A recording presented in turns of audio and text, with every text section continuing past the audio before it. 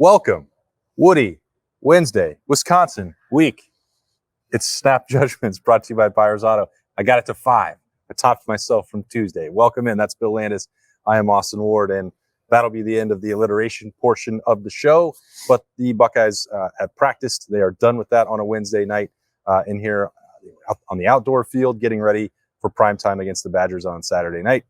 Tried to spot a few of the Buckeyes, how involved they were in practice, and let's start there with the injury report as we may have seen it, Bill. So I saw Denzel Burke, just trying to watch like different position groups kind of filter off the indoor or off the outdoor back in here through the locker room. I didn't see Travion Henderson, but I know you did. I guess the one guy we didn't see was Emeka Egbuka, but we didn't see any receivers other than Marvin Harrison Jr. So I'm assuming that position group just got off the field before we were in here. But Ryan Day did say, he kind of lumped everyone together and said, like, we're getting some guys back. I would assume that Emeka Egbuka is part of that group too, no? I think of the three that Emeka Egbuka is the furthest along in his recovery. And I expect him to play on Saturday. And as you said, as we get into it on Snap Judgments, again, brought to you by Buyers Auto, that, you know, Ryan Day said all three he expects them all to play. And then he was asked specifically, Kellyanne Stitz asked, did they all practice? And he was a little less committal to that. Key element of availability. And so I think that was a great question by her. And I think that was maybe perhaps pointed a little more closely to Denzel Burke. Speculation, tea leaves, nature of the injury and all that. Now, we saw him coming off the field. We also saw Emeka Egbuka coming off the field a week ago at this time. So we'll see what that still means by Saturday. But that is about the injury update as we have it. Jahad Carter was on crutches. He'd been playing on special teams, the backup safety. So, took that big shot. I believe that was on a kickoff coverage play. Yep. And so wouldn't expect him to be able to play. So that's a little bit of a depth blow in the secondary. But Travion Henderson came off the field. It certainly looked as if he had been an active participant. He had on a little bit different protection on his upper body than maybe he would normally have. But, he's missed 3 games. At some point, if you're being just cautious and you want him back and when you need it, he's going to have to play at some point. You're going to have to take those shots and see if you can withstand the deal. Maybe they're finding out in practice that he can't. I don't know. But I wouldn't say that anything is definitive with any of the 3, even though Ryan Day is saying that he is working towards having a more full-strength roster by Saturday night. I think of those 3 for this game in particular, I think Travion Henderson is probably the most important guy. They got to get this run game going a little better. And, Travion has some limitations that we've talked about before, but you can't deny his explosive element that he provides that I just don't think anybody else in the room does. And we've talked about this. Like, I thought there were times last week, that if they had him, maybe, a running back pass or 1 or 2 of those runs hits for more than they went for. And when the offensive line, I think, is like taking a little bit of a step forward, you want to be able to reward that effort, I guess, with a running back who can make a little something out of it. So he is the one that I think – do they need him to win? No, but he's the one that I think I am most eager to see this week. Well, let's play a game about that. Okay. You're talking about the running back position. I love on Woody Wednesday to take note of who the last person is to leave the practice field. And who was it tonight, Bill? Dallin Hayden. Him and Hero Canoe, we were out here together. Dallin Hayden. Hero Canoe's playing running back against Wisconsin. Let me tell you about it. I do differentiate a little. If you're actually doing practice things, and Hero Canoe, he was looking for me. He wanted to play soccer. He was hanging out and having a good time. But Dallin Hayden jumped right on the Monarch afterwards. He did a little extra drills. So he did that over here, and then he went back over to that corner and got some extra work. He was doing a number of things after practice to try and get ready. What does it mean, Bill? Is he going to be an activation on Saturday? I hope it means that he plays. I don't know what we're doing here. And I guess we shouldn't belabor the point. Everyone, I think, knows where we stand because we all stand united in wanting to see Dallin Hayden play more and not be held under this red shirt barrier that has kept him out of games. I think there was a little bit of what Ryan Day said this week that maybe encouraged me that he wants to put Dallin out there. I don't know. We'll see. I'm hopeful, and hope is dangerous and it's treacherous this time of year. So I don't want to get hurt. The most dangerous drug of all. That's right. All right. So Ryan Day and a large group of Buckeyes, what do we have, 7 players, I think, come out and talk. So a lot that we can dig into for lessons. Where would you begin? Was there something from the head coach, or was it something that the players said that caught your attention? I guess I would start with Ryan Day, and they're just words, right? But I do think they're in an interesting spot here, like a telling spot about what this team is made of because of what we talked about earlier in the week. They have to rebound quickly from an emotional, physically exhausting kind of game against Penn State, and they just don't have the week off that they had after Notre Dame. And Ryan Day said he felt like they've had a good week of practice. I do, like, he never says we've had a bad week of practice, but I do think you can tell when he is upset with the week of practice, and I didn't pick that up from him at all. So that's encouraging to hear. But I think this is, and I guess I hadn't thought of this game this way until this week, now coming off the Penn State game. It's not so much about Wisconsin and how good they are and, like, can they spring an upset, that kind of stuff. It's more about, like, can Ohio State, I guess, rise to the level of competitive excellence that Ryan Day likes to talk about. Ask me if Ohio State had a good practice. I'll do it when it's bad. Hey, do you think Ohio State had a good practice this week? Yeah, good practice. We have Bloody Tuesdays. It's very competitive. Wednesday got them in some one-on-one situations, good on good, and then we'll get the pads off on Thursday, and we'll see how the rest of the week goes. That's not what he said today. That's not what he said today. Because if he would have said that, I would have been taken Wisconsin with the points, maybe. Yeah. So that wasn't the answer. That's a little peek behind the curtain of how I'm going to translate Ryan Day. He did have very good, happy with the energy, and some of that was also in relation to getting back to full strength, which, again, if you have Emeka, Travion, and Denzel Burke back out there, not saying that they 100% will be, but even just back out of practice, then you look around, it's like, well, this team has a really good chance heading into the last weekend of October and into November of being something special and trying to find that next year. A lot of that, again, as always, will be contingent on Kyle McCord. And a lot of conversations. I asked Ryan Day about that on Tuesday, heard a little bit more from Kyle about that on Wednesday. Like, really hard on himself for the misses. Like, as much as,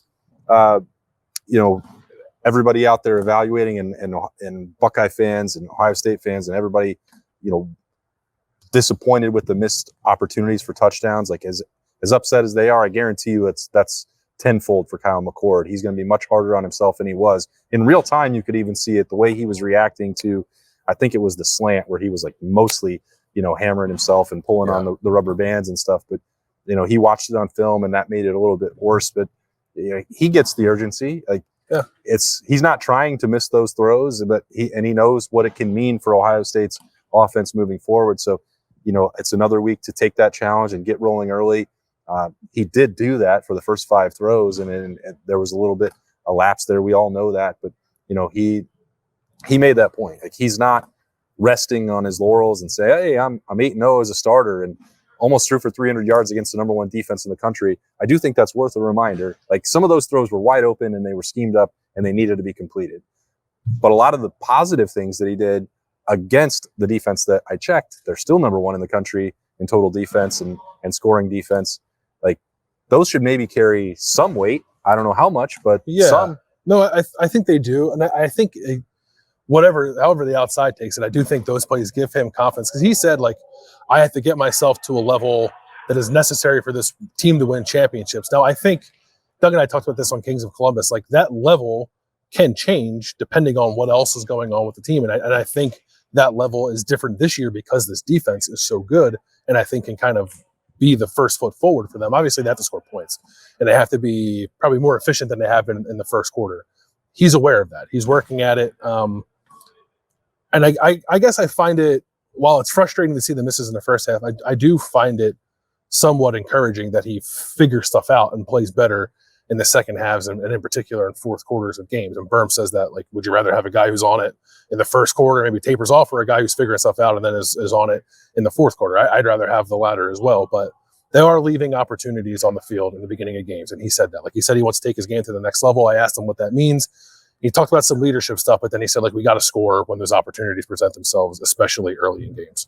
That was pretty much the way that Josh Fryer was evaluating the offensive line to this point. And you have some more pointed and in-depth, I guess, questions about the line play and maybe where they've come, where they still need to go. To me, it was like Josh Fryer specifically said communication was something they were doing poorly at the start of the year. Yep. You know it's going to be crazy and loud at Camp Randall. He said, well, I don't love going silent. Like nobody really does. There's parts of it that you get comfortable with and you like, and you can time it up, but you have to be careful then with that and not letting the defense get a read on you and make things more difficult. But that's what Ohio State is anticipating. They're going to have to adjust, and they're not going to be able to talk directly to each other or hear a snap count. So that will play into anything else that they might try to do. Well, it's good they've got experience with it, like going to Notre Dame. If this was the first time they have played in a raucous, loud environment, I might be a little more concerned than I am. I think this will be a louder environment, at least at the start. We'll see if Wisconsin can keep the crowd in it. Mm-hmm. But it's a good place to get a home crowd going.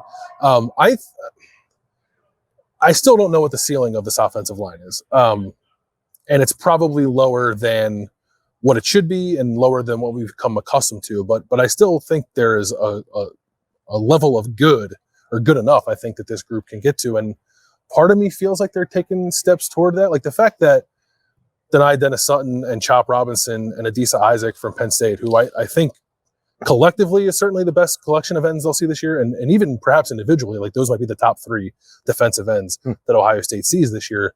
They combined for 1 sack and like 2 pressures. And Chop Robinson only played, I think, like 15 or so snaps before he got hurt. So that factors into that, of course. But I actually thought Josh Simmons and Josh Fryer played pretty well for the most part. They didn't win every single rep, but I thought they won more of the reps than they lost. Yep. And that was good to see. They got to keep building on it. And then there's like the run game piece that I do think they're building a little bit of confidence as a group. And whatever they did in the week after the Maryland game to simplify things and maybe trim down what they're calling and what the guys are comfortable with, I think it has yielded better results in terms of how stuff is blocked up.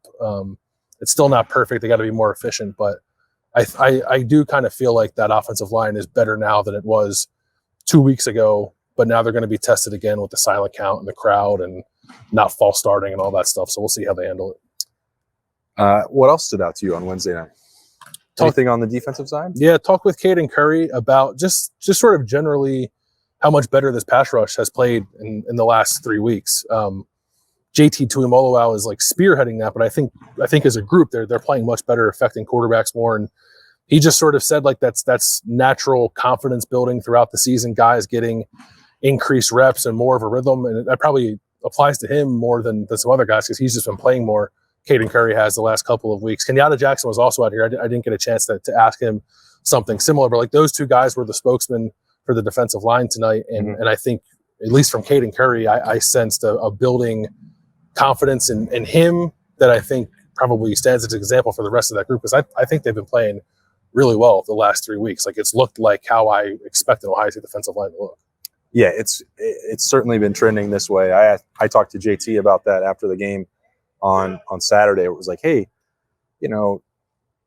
was some of this a slow play, like a slow build, like because you weren't even winning one-on-one matchups against Youngstown State the way that you did against Penn State, and it was the most like polite scoff I think I've encountered, like because.